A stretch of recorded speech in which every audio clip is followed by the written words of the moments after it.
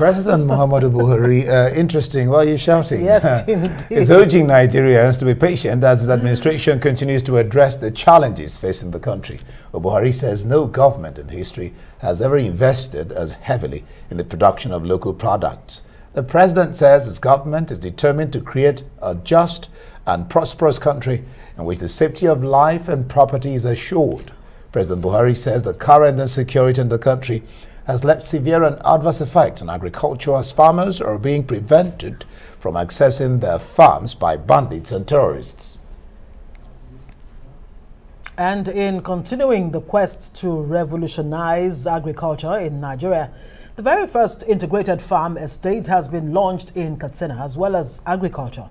It has housing, schools and community facilities. Amaka Ode reports. All right, thank you so much. Amaka Ode there with that report. Well, yes. For more on this, we're joined by Rise analyst, Dr. Sam AMADI. Dr. glad to have you join us in the studio. Let's start from that particular point. The very first farm estate. How far can this go? What's your sense of this invest or initiative?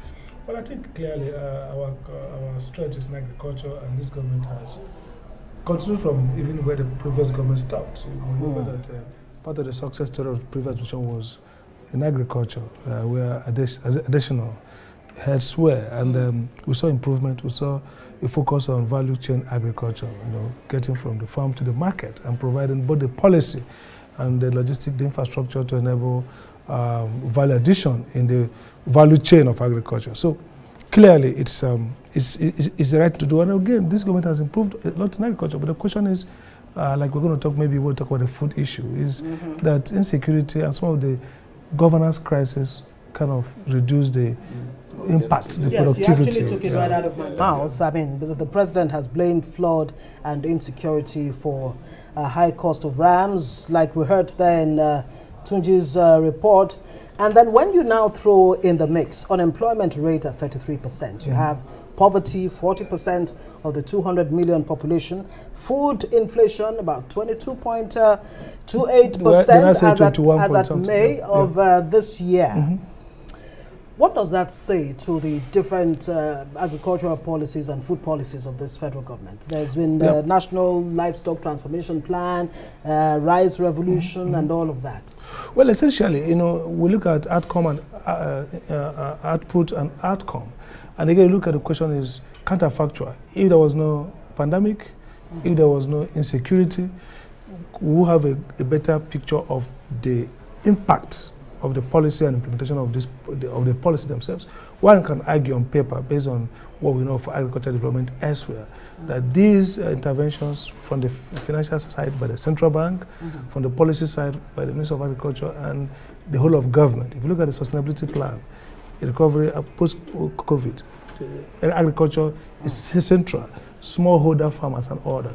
This could have produced perhaps better results. But again, the question is around three key questions. One is that even though the pandemic is an intervention, a headwind that is dangerous, but again, we see that beyond the pandemic, we have several factors. One is insecurity.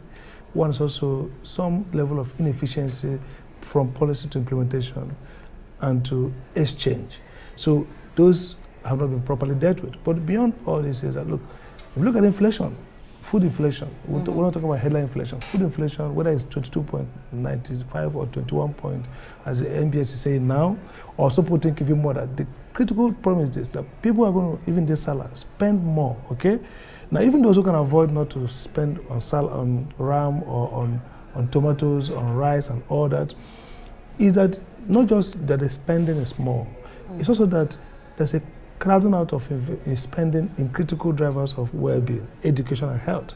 So the impact of inflation is not just that people lose money, lose value, people spend more for less, but also people fail to consume essentials that are critical for well-being. So if a family that's making an average of, let's say, 70,000 a month, let's say, working both informal and informal, is going to spend, we're talking about 50% or more of increase in food prices. Right. And food prices, food constitutes about 50% of those domestic spend. It therefore means that not just that you're spending more for food, that you're going to spend less for healthcare, for education, and for other things. And so, invariably, it becomes a double whammy more poverty in terms of vulnerability, in terms of income poverty, and of course more starvation for those who can't let's have you analyze the president's comment that no admin has invested in the production of local products like this. What's your sense of it? Is that enough? And what do you make of the price of rams? We're just watching. I think the president can take some bragging right that have invested perhaps arguably more than previous administration, but data, we'll look at it again. I know that towards the end of the previous administration, there's so much, but this government has probably spent more. But the question is not about spending. It's also about spending where, how strategic and how focused. Are we seeing the results? Are we seeing the result? Again, the result is also a function of other intervening factors. So, but primarily, I think the central bank, this government to the central bank has provided a lot of funding. Now, one question is, where is it going to? Is it going to smallholder farmers in the rural area? Are you also supporting that with infrastructure investment, infrastructure improvement in the feeder areas where this food comes from? We've seen this government talks about heavy investment in infrastructure, and perhaps the third major bridge, the Lagos Expressway.